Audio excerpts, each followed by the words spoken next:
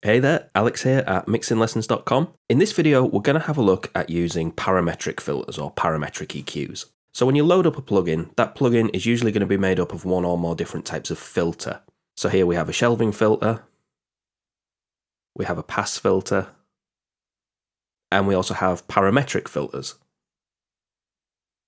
So I've already done a video on shelving filters and I've already done a video on pass filters, and I'll leave the links to those down below. But in this video, we're going to concentrate on the parametric filters. So let's set this back to 0 and let's get rid of anything that isn't a parametric filter. So here we have 3 parametric filters. So the great thing about parametric filters is that they're really versatile. You have a lot of flexibility in the kind of change that you make to the frequency spectrum. So you could use a parametric filter to make a really broad change where you're affecting a really broad range of frequencies.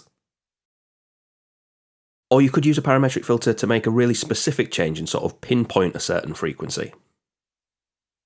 Now, a parametric filter is controlled with 3 parameters. The first is the frequency. And this is what's known as the center frequency. So it's the frequency right at the center of this bell shape, of this bell curve. Next you have the gain, and that controls how much you're turning those frequencies up or down. And then you'll usually also have control over what's known as the bandwidth. So that'll control how wide or narrow the changes that you're making to the frequency spectrum.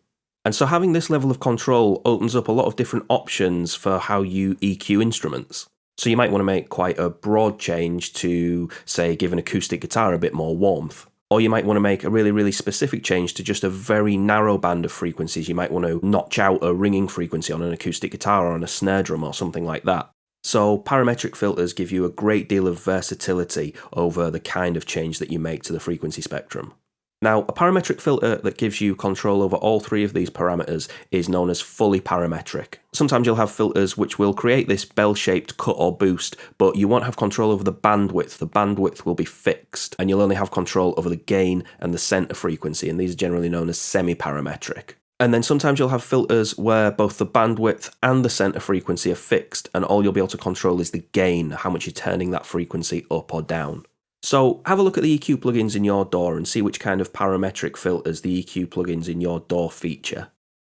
If you want to get to grips with which frequencies you should be focusing on for different instruments, whether it's drums, bass, acoustic guitar, electric guitar or vocals, then head over to mixinglessons.com/free-downloads and download your free copy of my EQ cheat sheet. It also comes bundled with a free compression cheat sheet and a free vocal recording guide, which I think you'll find really useful. Thanks a lot for watching, please feel free to subscribe, and I'll see you next time.